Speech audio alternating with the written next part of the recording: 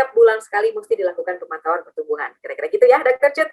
Baik, kalau begitu, terima kasih banyak sudah bergabung dengan kita. Terima kasih. Mudah-mudahan ketemu lagi di lain kesempatan ya, Dok. Terima kasih. Halo. Sampai jumpa.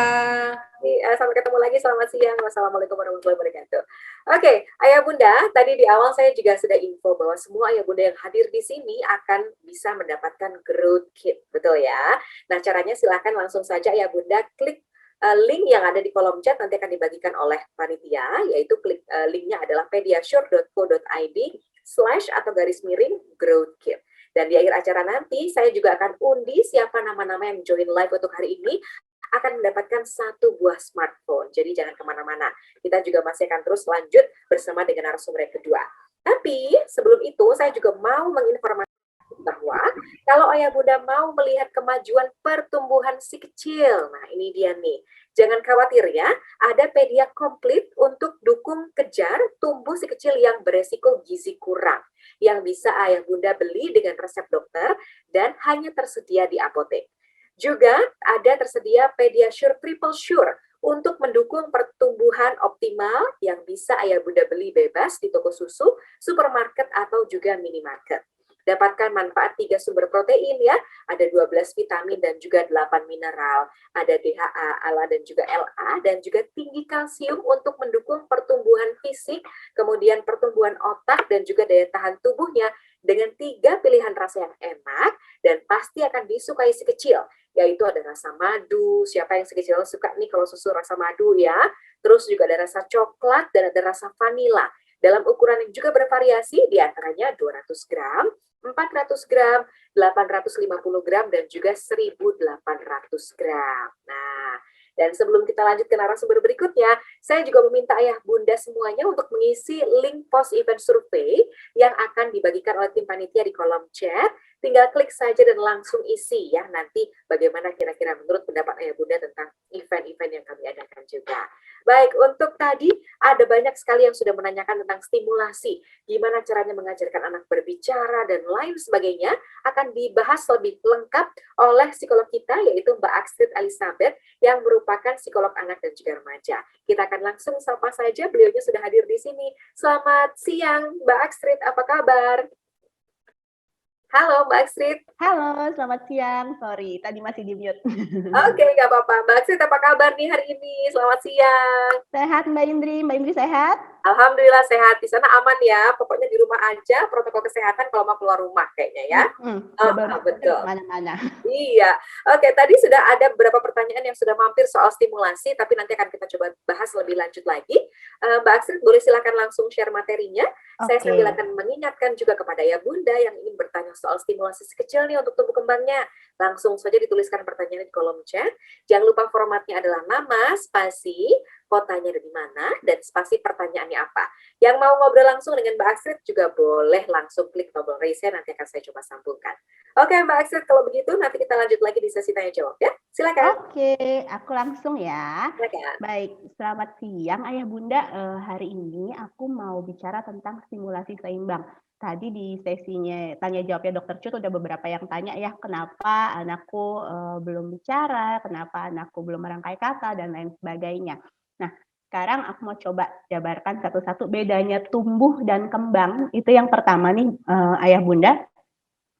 Tumbuh itu kita bisa ukur tuh tadi yang kita plot di kurva pertumbuhan gitu ya, tinggi, berat, lingkar kepala, itu adalah pertumbuhan gitu. Nah, perkembangan adalah perubahan di mana anak jadi mampu melakukan hal yang lebih susah seiring berkembangnya usia gitu. Jadi kalau misalnya yang awalnya belum bisa jalan jadi bisa jalan, itu berkembang gitu ya. Nah, prinsip perkembangan anak itu yang pertama adalah tiap anak itu setiap perkembangan itu penting dan saling berhubungan. Jadi nggak bisa nih, yang penting anak saya jalan dulu, yang penting anak saya ngomong dulu, nggak bisa gitu. Semuanya saling berkaitan dan berhubungan. Biasanya yang penting anak saya nggak tantrum, nggak ngomong, nggak apa-apa, ya nggak bisa. Biasanya anak yang telat bicara akan lebih cenderung tantrum karena nggak bisa mengekspresikan emosinya gitu. Jadi saling berhubungan. Kemudian perkembangan itu adalah interaksi faktor bawaan dan lingkungan. Jadi tadi Dokter Cut bilang ada banyak hal yang bisa bikin anak terlambat secara perkembangan. Bisa karena bawaan, misalnya anatomi mulutnya kalau terlambat bicara atau lidahnya gitu ya, tapi bisa juga kurang stimulasi dari lingkungan. Ya tadi terlalu banyak nonton, jarang diajak ngomong, nggak usah ngomong langsung semua dikasih gitu ya. Itu adalah interaksi faktor bawaan dan lingkungan. Bermain adalah cara anak mengembangkan keterampilan. Anak itu emang harus main ya Bapak Ibu, jangan nggak dikasih main gitu ya. Nah, kemudian secara umum setiap anak itu berkembang dengan kecepatan dan polanya masing-masing meskipun ada panduannya gitu. Jadi udah ada nih catatannya, umur segini harusnya bisa apa, umur segini harusnya bisa apa, tapi tiap anak beda-beda kapan mulainya. Kemudian tantangan dan kesempatan berlatih itu penting. Jadi kalau misalnya nih, "Oh kok anak aku umur setahun belum jalan ya, tapi digendong terus, ya kapan latihannya?"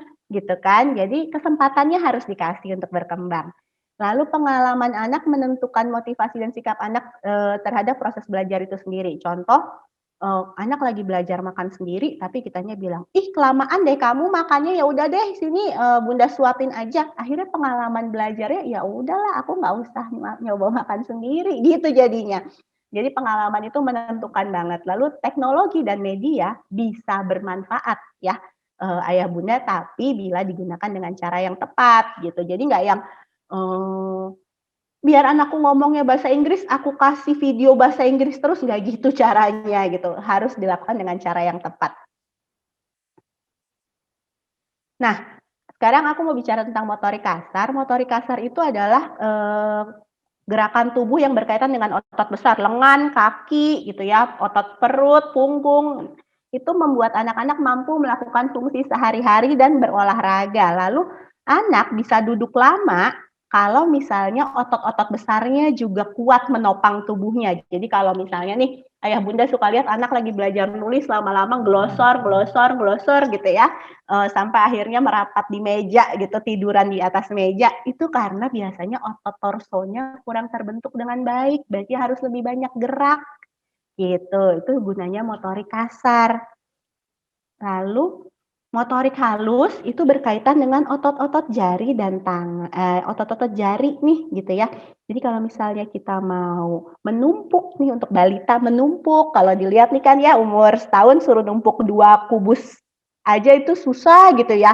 Kemudian, makin besar megang sendok, lalu misalnya menulis, itu adalah otot-otot halus. Buka baju, kancing baju gitu ya, itu otot-otot motorik halus. Lalu personal sosial adalah kemampuan anak untuk tahu bagaimana harus bersikap sesuai dengan tuntutan lingkungan. Kan ini bukan pelajaran yang kita kasih di sekolah, cara bersikap sesuai dengan tuntutan lingkungan, enggak ya, anak harus bisa membaca situasi gitu ya. Nah, itu tuh kemampuan personal sosial yang baik akan membantu anak mengenali diri.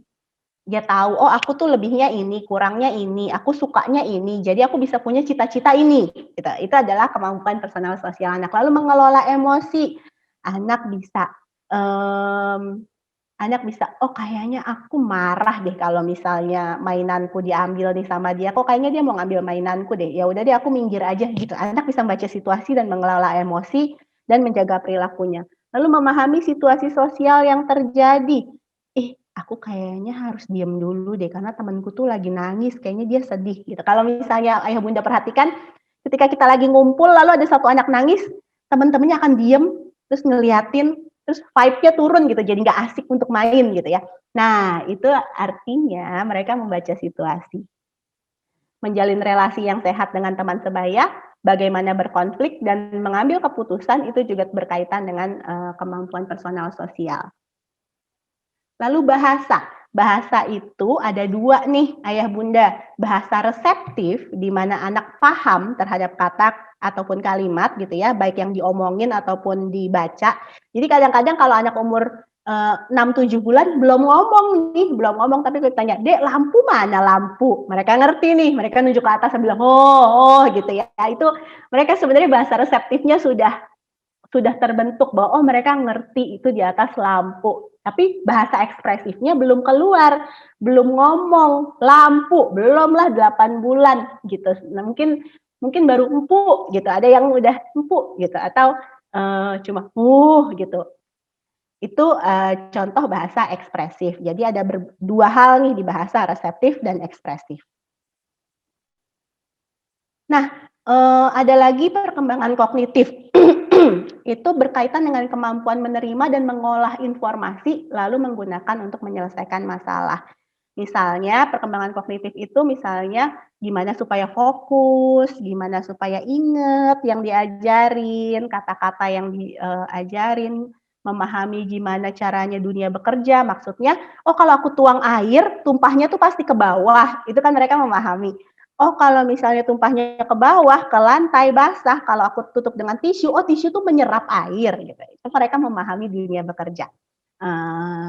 Kemudian meningkatkan keterampilan akademis, meningkatkan peluang keberhasilan anak di sekolah dan lain sebagainya.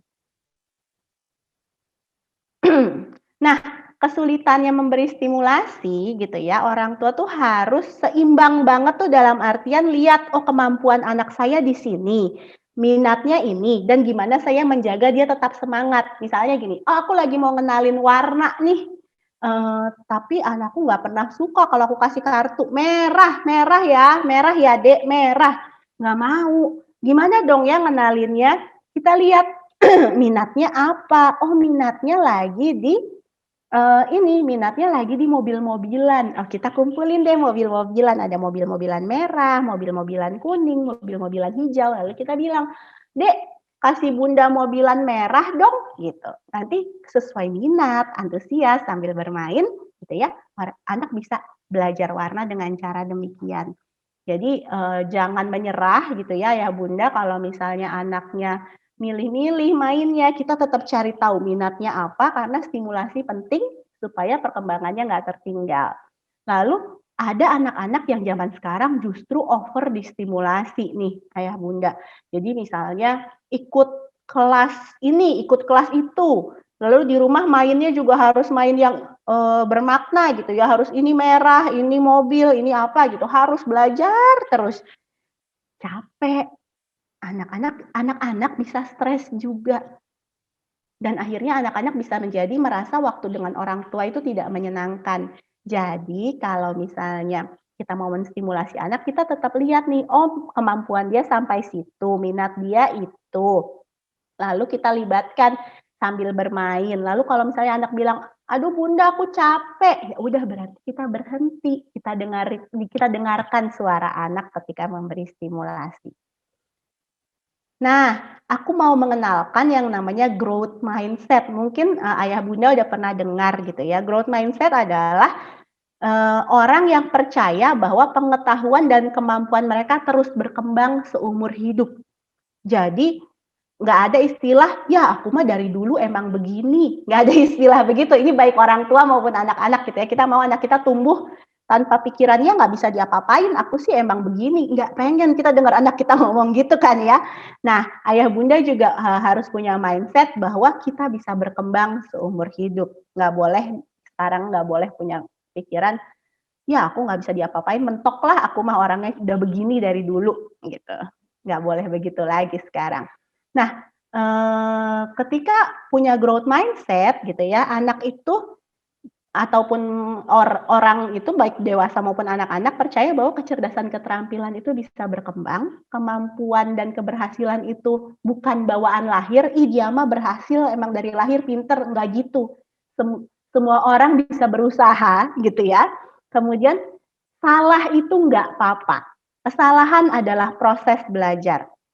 Jadi orang tua dengan pandangan growth mindset itu ayah bunda yang, pandangannya semua bisa kok kalau kita usaha gitu ya, itu menghargai setiap usaha dan kemajuan yang ditunjukkan anak bukan hasil akhir. Jadi kalau misalnya anak kita datang terus bilang, nilai aku jelek nih bunda gitu, bukan yang Ya, nilai kamu jelek, tapi kita tanya, kamu udah usaha maksimal belum itu? Kemarin belajarnya gimana? Kondisi fisik kamu apakah lagi sehat? Kalau dia berusaha dengan maksimal, itu nilai maksimalnya dia, ya nggak apa-apa gitu. Kemudian, ini adalah contoh respon bagaimana orang tua menumbuhkan growth mindset. Saat anak bilang, "Aku nggak bisa, ini susah." Kita bisa bilangnya, jangan yang, "Bisa, masa gitu aja nggak bisa, anak bunda, masa gitu aja nggak bisa." Bukan gitu ya, ayah bunda. Kita bisa bilangnya, bukan ya bisa, belum bisa. Hal yang belum bisa itu perlu belajar. Yuk, ayah bunda mau bisa bantu apa? Gitu jadinya. Bukan yang, "Bisa, masa gitu aja nggak bisa sih." Jangan gitu, itu tidak membantu, itu malah bikin drop kepercayaan diri anak. Lalu saat anak menang lomba dan dapat nilai bagus, bukannya, "Wah, anak pinter, anak hebat, anak siapa dulu, anak ayah." Nggak gitu ya responnya, tapi kita hargai usaha kerasnya. "Oh, kamu tuh udah kerja keras ya kemarin, latihan berulang kali, makanya usaha kamu baik," gitu ya. Menangnya nggak penting, tapi usahanya yang penting. Nilai bagusnya nggak penting, tapi usaha dan kerja kerasnya yang penting. Lalu saat anak mencoba nggak mau coba hal baru karena takut gagal gitu ya, ini banyak banget nih anak-anak, "Ah, nggak mau ah, entar aku salah, ah, nggak mau ah, nanti aku lupa, nggak ah, bunda aja, nggak apa-apa, nggak mau, bunda aja," gitu. Sering banget ya kita dengar anak kita kayak gitu. Ya nggak kita bisa bilang, "Salah nggak apa-apa, kalau salah kita belajar lagi aja, dan kalau kita nggak coba kita nggak tahu bisa apa enggak, atau kita nggak tahu suka atau enggak," gitu. Jadi kita tetap ingatkan anak-anak untuk coba hal baru, jangan takut, gitu. Sampai sini semoga aku nggak kecepatan ya Mbak Indri menjelaskannya. Nanti mungkin kita akan langsung lanjut di sesi tanya jawab Mbak Astrid. Apakah ada Oke, lagi materinya yang ingin diteruskan dulu? sudah 15 Oke, menit. baik kalau begitu. Kita akan langsung coba untuk bahas pertanyaan-pertanyaan ya. Ini sudah cukup banyak. Oke. Mampir, kita akan coba dulu jawab pertanyaan dari kolom chat. Ada Bunda Siti Huriah dari Bekasi yang bertanya, kalau anak sudah distimulasi secara tepat, tapi nih Mbak Astrid, bonding antara anak dan orang tua kurang. Nah, ini gimana nih? Apakah bisa menyebabkan gangguan tumbuh kembang anak? Dan apa langkah yang seharusnya bisa dilakukan untuk memperbaiki ini semua? Nah, ini menarik ya pertanyaannya Mbak Indri, pertanyaannya bagus sekali, Bunda. Jadi gini, ketika kita sudah menstimulasi anak tapi bondingnya kurang, Ya, berarti cara kita menstimulasi kurang kurang fun, kurang bermain gitu ya, kurang bersenang-senang. Karena yang namanya menstimulasi kan kita menghabiskan waktu dengan anak ya. Nah, ketika kita menghabiskan waktu dengan anak harusnya bonding tercipta. antara keduanya. Betul, ya kan namanya menghabiskan waktu berdua sama anak ya biasanya kan jadi akrab gitu. Ya, Nah, kalau sampai stimulasinya oke tapi bondingnya enggak, berarti kita harus rem dikit target kita ke anak, biasanya berarti ada target stimulasi nih, yang ini belum nih jadinya ya. cemas gitu orang tuanya. Berarti kita harus rem dikit targetnya, coba bermain tanpa target apapun, Oke, bersenang-senang mendengarkan anak gitu ya. ya, Nah, mudah-mudahan bonding bisa lebih tercipta. Dan kalau bondingnya kurang, tadi kan isunya kalau bonding iya. kurang menghambat tumbuh kembang nggak? Jawabannya iya. Oke, Anak dengan bonding yang kurang dengan orang tua, perkembangan emosionalnya pasti terhambat. Mereka nggak nyaman untuk menyampaikan emosi, menyampaikan keluh kesah, menyampaikan protes ke orang tuanya gitu kan. Dan berkeluh kesah, mengenal emosi, baik emosi positif maupun negatif, itu adalah tahap perkembangan emosi pada anak. Mereka harus kenal apa yang mereka rasa. ya. Harus kenal Gitu. apa yang mereka rasa. Oke, jadi tugas kita juga adalah untuk mendampingi. Jadi kalau memang misalkan lebih baik tidak memakai target untuk stimulasi tadi, itu juga bisa dilakukan ya, Mbak Astrid. Main-main aja udah. Jadi bisa main bareng-bareng deh itu sama anak-anak gitu ya. Mainnya tetap hadir ya, tapi jangan anaknya dikasih mainan terus kita gadgetan atau ngapain gitu. Mainnya tetap Oke, hadir berinteraksi dengan anak. oke. Dan itu bisa dilakukan sedini mungkin ya, Mbak Dari Astrid. dari di dalam perut, Mbak Indri. Oke. Jadi ingat yang muda dua-duanya untuk hadir sama-sama, mindful betul kalau main sama anak-anak ya. Kita akan coba bacakan pertanyaan dari Bunda Siti Khadijah di Pasuruan. ini anak saya kan usianya 4 tahun nih sekarang Mbak Astrid, mempersiapkan diri untuk masuk ke TK nih ceritanya. Nah, stimulasi motorik dan juga psikomotorik seperti apa yang harus diberikan supaya nanti di sekolah itu jadi anak yang aktif dan cerdas. Oke. Lalu Wah, kemudian menu vegetarian, oh ini tentang nutrisi ya tadi ya untuk perkembangan otaknya maksimal. Saya yang pertama aja tadi, stimulasi oke. motorik dan juga psikomotoriknya seperti apa? Baik, ketika kita bicara anak mau masuk sekolah lalu Ya, pengennya bisa nulis, bisa baca gitu ya, biar di sekolah pinter gitu ya, maksimal gitu. Tapi contoh deh menulis gitu ya, kita nggak bisa nih langsung anak kita kasih alat tulis, "Dek, nulis," gitu. Ketika kita ngajarin nulis itu nggak bisa langsung ujuk-ujuk gitu tuh, ayah bunda. Jadi harus dipastikan dulu otot jarinya kuat, nulis itu kan capek ya. oke. Kalau misalnya ayah bunda ngeh gitu ya, inget ketika ayah bunda belajar nulis ataupun kakaknya ngajarin kakaknya nulis gitu ya, kita tahu bahwa isu menulis adalah anak akan bilang capek. Oke. Dan Ya, ketika ya. capek isunya adalah ototnya nggak terlatih. Kalau otot kita terlatih, misalnya otot kaki terlatih jalan 5 kilo kuat, otot yang jarang olahraga jalan 2 kilo aja capek gitu kan ya. Menulis juga gitu. Otot jari kalau nggak terlatih ya akan capek. Jadi pertama sebelum pegang alat tulis pastikan ototnya kuat. Cara memastikan ototnya kuat gimana? Main remes-remes spons, bisa Oke. nggak beneran sampai kering? Bantuin nyuci baju, remes sampai kering, kuat nggak jarinya? Gitu Iya, ya. ya. Main gelantungan, kuat nggak jari-jari itu nopang badannya dia?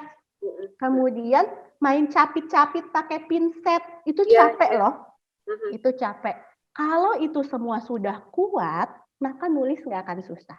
Oke. Nulis Iya, nggak akan iya. susah. Dan begitu dia distimulasi untuk menulis pun dia mungkin akan dengan senang hati ya karena dia Akan bisa siap melakukannya. gitu. Iya, Oke. dan sekali lagi pakai minatnya ya. Kalau dia sukanya misalnya tadi mobil-mobilan, kita tracing gambar mobil dulu deh pakai alat tulis Ya, ya. gitu. Jadi kita pakai minatnya dia. Oke, baik. Berikutnya ada Bunda Anita Ciptorini mungkin yang ingin ngobrol dengan Mbak Astrid. Selamat pagi, Mbak Anita. Apa kabar? Selamat pagi. Selamat Dengan pagi. Bunda Anita di kota mana ya? aku di Kabupaten Bekasi. Di Oke, Setan. silakan dengan Mbak Astrid ya. Ya. Mbak Astrid. Halo Ya. Ibu. Mbak Astrid, kalau kita punya, saya sih bukan dari saya ya, saya lihat tetangga saya, ada ayahnya tuh dia kerja di lain gitu ya, di kota lain. Kemudian pulang gitu. Dan saya lihat kok dia kurang bersosialisasi dengan anak. Jadi, nah ketika ayahnya nggak ada tuh nanti ibunya kadang ngobrol sama saya gitu. Iya nih ayahnya sudah pulang ini tapi nggak ada respon sama anak gitu, nggak ada mengedukasi anak gitu. Nah itu sebaiknya kita menanggapi curhatan seperti itu gimana sih Mbak Astrid, dan kita sendiri kan juga suatu saat juga pasti rasanya kalau suami capek juga pasti kan ngerasa kayak Ya, gitu. ya. Ada momen-momen gitu ya. Ada momen kayak gitu, makanya ini juga tetap sebelah sih gitu. Jadi saya jadi beberapa kali gitu loh. Jadi saya ingin menanyakan dengan ya ahlinya seperti Mbak Astrid. Ya. Terus bagaimana sih kalau kayak gitu ya menyikapinya, silakan. Baik. Makasih Bunda Anita, pertanyaan bagus banget gitu ya. Bagaimana menjaga keterlibatan ayah. Jadi gitu kan Ya. ya Mbak Indri ya. Jadi gini, ketika ketika kita punya anak harusnya sebenarnya kesadaran bersama gitu ya, baik suami maupun istri itu sama-sama menurut kamu kalau punya anak tugas kamu apa? Menurut kamu tugas kamu apa? Jadi diomongin nih dari awal. Aku tuh pengennya kalau kita punya anak, kamu tuh jadi ayah yang kayak gini loh. Terus ayahnya bilang, kalau aku tuh pengen ya kamu tuh jadi bunda yang modelnya kayak gini gitu. Itu kita samakan ekspektasi dulu, sudut pandang dulu. Oh, dalam bayangan dia ayah tuh kayak gini gitu. Karena tiap orang dibesarkan dari keluarga yang berbeda-beda, bisa jadi bayangan tentang ayah tugasnya apa bisa beda. Nah, kalau misalnya udah anaknya udah gede gitu ya, tapi kita lihat kok ayahnya nggak terlibat, kita bisa nih sekali waktu, nggak usah banyak-banyak, sebulan mungkin sekali atau 2 kali, ya bawa adek ke bengkel ya, bawa apa, di-push untuk menghabiskan waktu berdua, terserah deh mereka ngapain. Kadang kita deg-degan sih Bunda, aku tuh ngebayangin, aku kalau ngelepas anakku ke suami tuh kadang, ini dibawa nggak? Ini dikasih nggak vitamin, dikasih nggak, ribet banget lah gitu. Nggak percaya ayahnya tuh bakalan inget gitu. Ntar pasti jatuh deh, ntar ini deh, tuh kan kamu tuh kalau ngabisin waktu samanya, kadang komentar-komentar kita juga yang bikin ayahnya, ya udah deh kamu aja, aku nggak bisa pegang anak gitu ya. Nanti salah ya. Jadi kitanya juga harus tahan-tahan diri gitu, turunin ekspektasi kalau ayah yang pegang, karena ayah emang jarang pegang, ya gimana kalau lupa atau dikasih makan apa enggak. Ini ada yang komen, iya was-was aja nanti anak aku dikasih makan apa enggak. Mudah-mudahan ayah bunda yang namanya ayah sayang juga sama anaknya. Paling diingetin aja, ya udah jam makan apa tadi gitu, bukannya udah dikasih makan belum, nah gitu. Oke. Gitu. Untuk tetangga gitu ya, kalau tetangga curhat ya kita bisa apa sih selain dengerin gitu ya.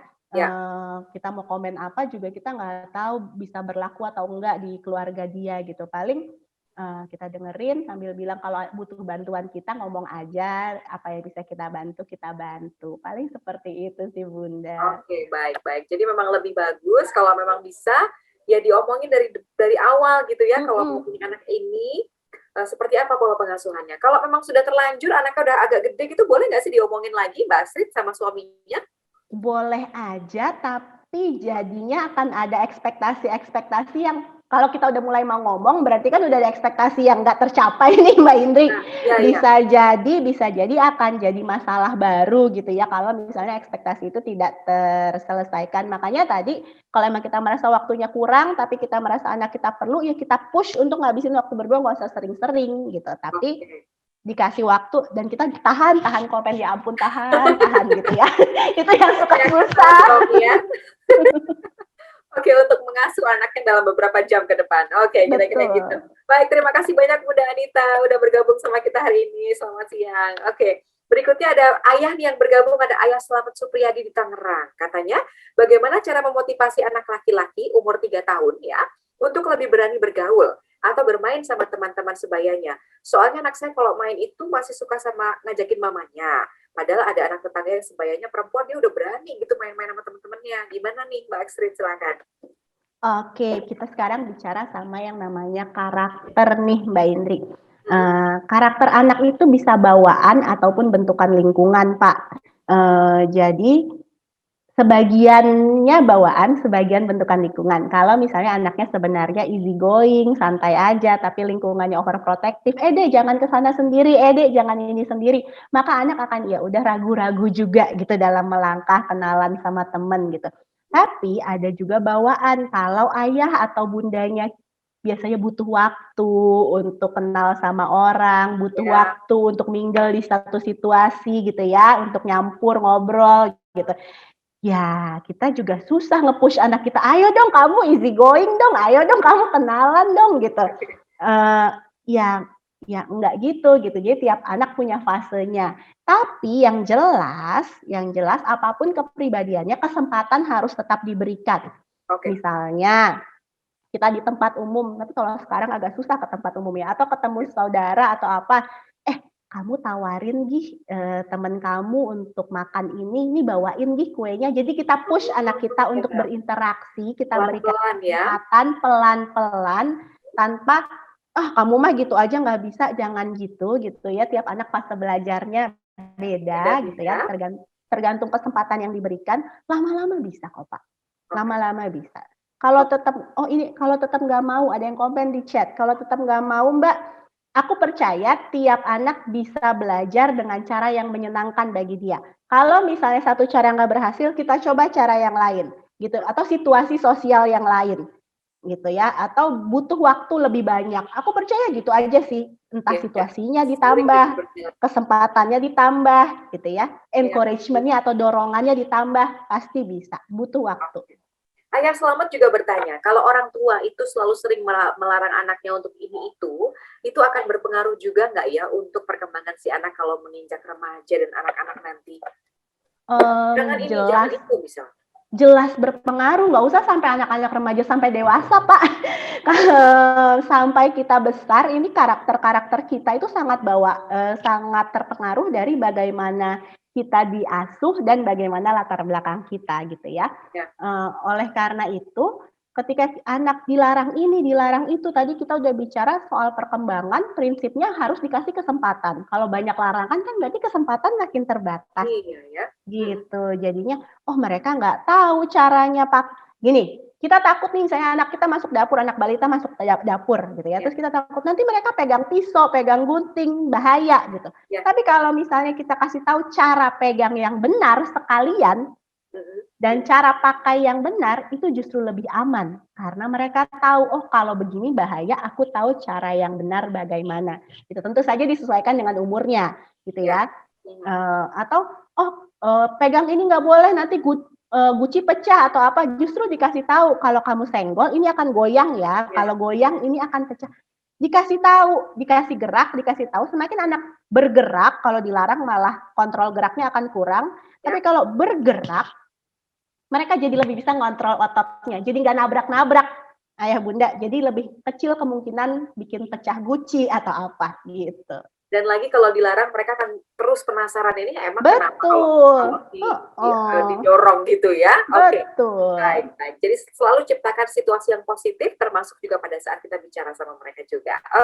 Berikutnya kita akan undang juga ada Bunda Kurotul Ayu. Apakah sudah siap untuk ngobrol bareng sama Mbak Astrid siang hari ini? Halo. Itu lagi sama anaknya juga tuh. Selamat siang. Apa kabar di sana? Mudah-mudahan sehat ya. Kita lagi coba sambungkan audionya. Sudah bisakah? Kalau sudah bisa, selamat siang dan apa pertanyaannya kira-kira untuk hari ini? Selamat siang, Bunda Kurotul. Selamat siang. Sudah bisa diklik tombol unmute ya? Silakan. Ada di kota mana, Bunda Kurotul? Selamat siang, Dok. Saya dari Probolinggo. Baik, silakan. Pertanyaan saya, Dok, bolehkah kita memberi hukuman untuk anak ketika dia melakukan kesalahan? Kemudian hukuman apa yang baik untuk anak ketika kita harus memberinya? Begitu, Dok. Terima kasih. Silakan Mbak Astrid, menarik nih. Aduh, aku deg-degan dengar kata hukuman langsung ini. Jadi gini gitu ya. Begitu kata hukuman aku tuh langsung nyes gitu ya. Jahat ya, Dok. Nggak jahat sih Bu, tapi anak itu kan bikin salah bukan sengaja, tapi karena nggak tahu. Maksudnya gini, anak umur 2 tahun, 3 tahun gitu ya, taruhlah anak umur 3 tahun gitu. 3 tahun itu berarti mereka baru 3 tahun muncul di dunia, tahu apa sih? Kita 3 tahun berumah tangga tahu apa soal suami, padahal udah gede gitu ya, tahu apa gitu ya. Jadi wajar banget anak 3 tahun tuh bikin salah, belajar, penasaran, karena mereka baru datang ke dunia.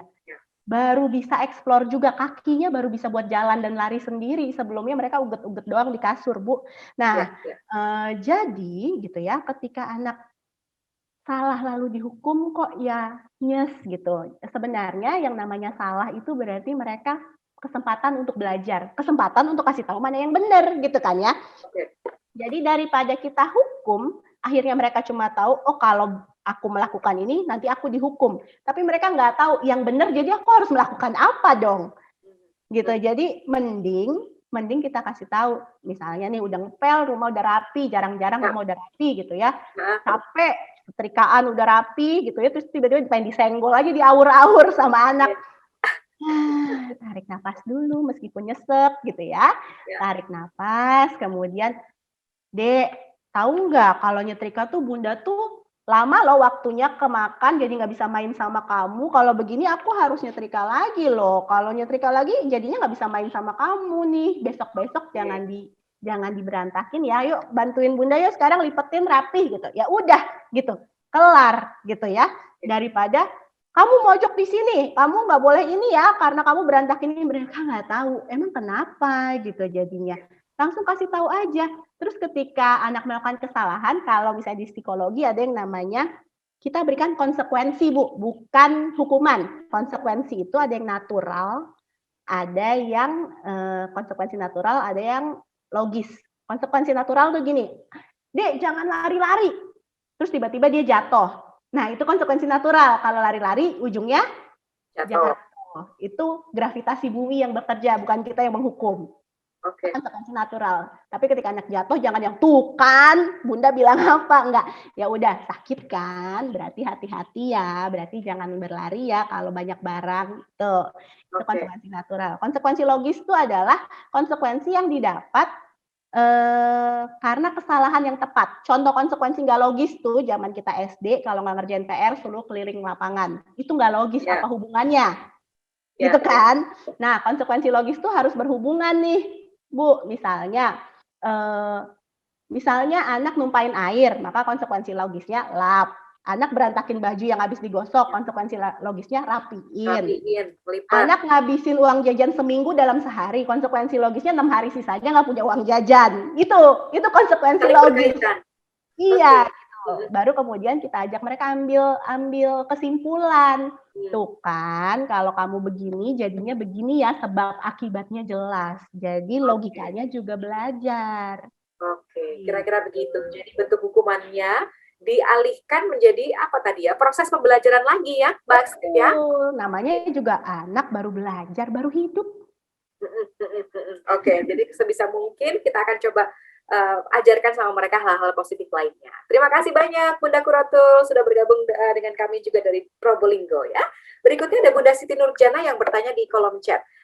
Apakah fase perkembangan antara anak laki-laki sama perempuan itu berbeda, Mbak Astrid? Silakan. Jawabannya enggak. Jadi kalau misalnya di klinik tumbuh kembang atau di dokter anak atau psikolog tumbuh kembang gitu ya, kita punya list capaian perkembangan. Nah, capaian perkembangan itu sama, nggak ada lembar laki-laki, nggak ada lembar perempuan, sama. Tapi bedanya orang tua kadang lebih plong kalau ngelepas laki-laki, nggak apa-apalah laki-laki jatuh. Coba aja lah ya, namanya laki-laki keliling-keliling rumah berantakin nggak apa-apa, akhirnya kesempatannya lebih besar. Oke.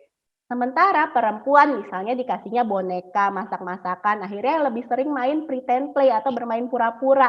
Adek, suapin, segala macam, akhirnya secara kemandirian dan kosakata lebih cepat. Jadi gini, sebenarnya hanya bagaimana pola asuh kita menentukan itu kesempatan yang kita berikan sebenarnya ya Mbak Indri ya. Baik. Gitu. Jadi lebih baik kesempatan itu diberikan seluas-luasnya baik untuk laki-laki dan perempuan ya Mas. Betul lah. Perempuan manjat pohon nggak apa-apa Bu. Oke. Iya betul. Termasuk apakah laki-laki boleh kalau main boneka-bonekaan gitu? Ini banyak pertanyaan. Kan tadi pada curhat pengen ayahnya bantuin ngurus anak. Iya juga ya. Oke, kalau gitu. Jadi bisa dicoba ya ayah bunda bermain, yang penting juga mendampingi, itu juga nggak kalah pentingnya ya. Ada Bunda Ridho Nurul yang sudah bergabung sama kita secara live. Selamat siang. Hai Bunda. Ada di mana nih? Dari Palembang. Oke, silakan. Ya, Bunda, saya mau tanya untuk tahapan milestone pada anak itu kan unik dan berbeda. Lantas, apakah red flags pada anak juga akan berbeda? Dan bagaimana jika sudah distimulasi terus-menerus, namun masih berada pada red flags? Adakah cara untuk mendeteksi sedini mungkin untuk gangguan tumbuh kembang pada anak? Oke. Yang kedua, halo? Ya, silakan. Yang kedua, apakah anak yang speech delay, kecerdasan emosionalnya akan terhambat? Dan bisakah stimulasi mendongeng dijadikan media terapi bicara untuk anak speech delay dan ABK? Oke, terima kasih. Cukup pertanyaannya ya. Halo, namanya siapa tuh? Hadi. Lucu banget. Oke, Anissa, silakan nih Mbak Astrid. Ada 2 pertanyaan ya tadi tentang gangguan tumbuh kembang. Kapan kita harus mulai cari tahu ya, ini tanda-tandanya apa gitu? Iya, jadi gini nih, ayah bunda. Ketika kita bilang tiap anak tuh unik, tiap anak itu berbeda tumbuh kembangnya, tapi tetap ada pakemnya. Contoh, misalnya nih di list tumbuh kembang nih, dari mulai 3 sampai 5 bulan belajar tengkurap dan balik sendiri gitu ya, misalnya nih gitu ya.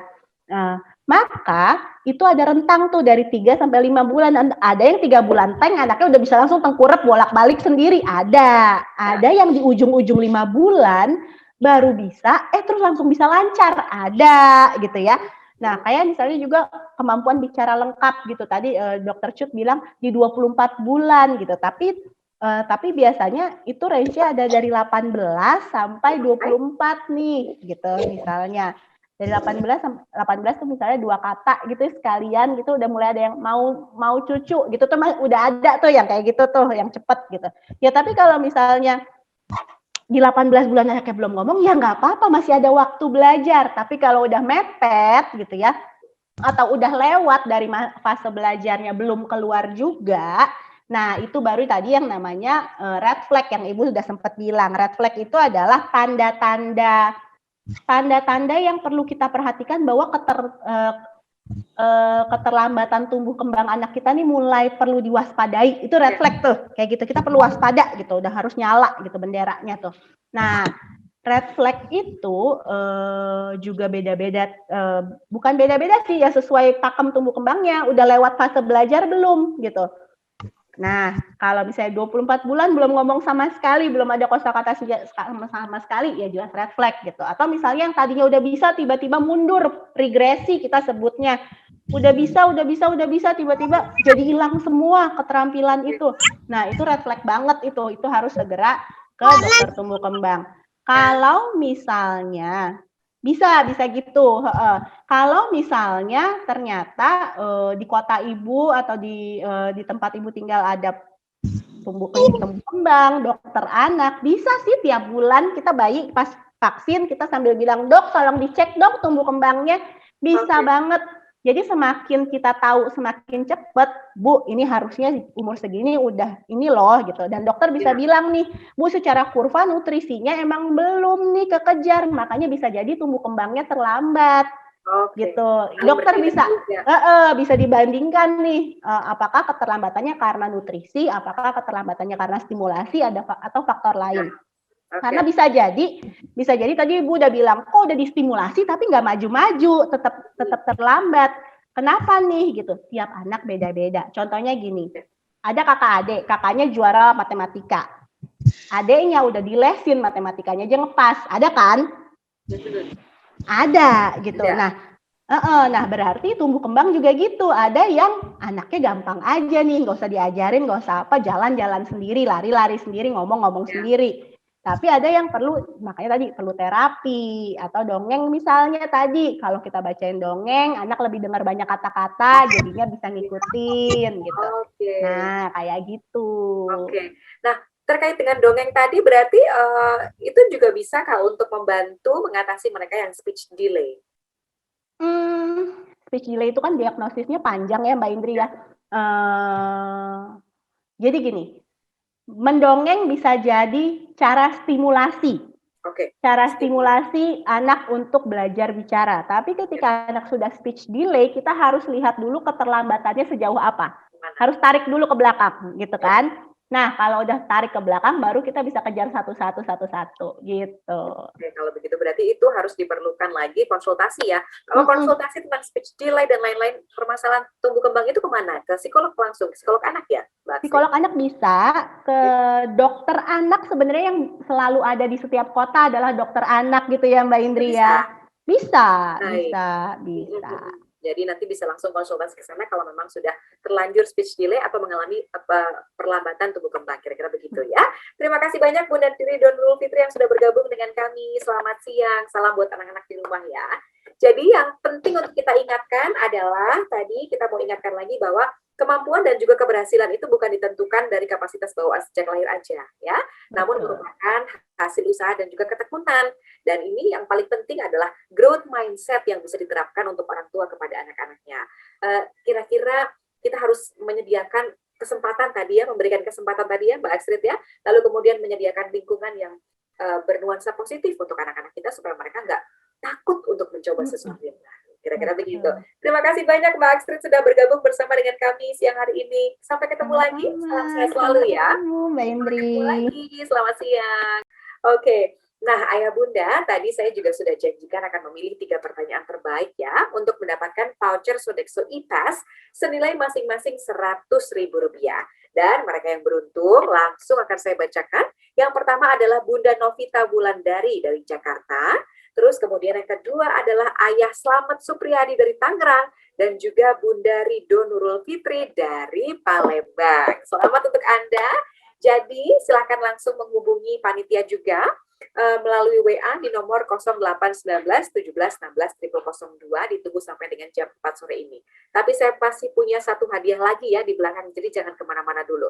Dan bagi ayah bunda yang beruntung bisa mengakses link Sodexo yang nanti akan kami bagikan di kolom chat.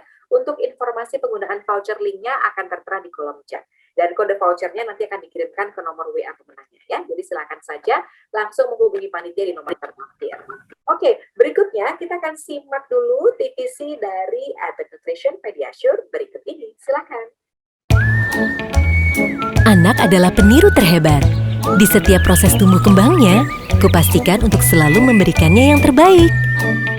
Nutrisi berperan penting untuk kemajuan pertumbuhan anak. Berikan makanan bergizi dan Pediasure 2 kali sehari.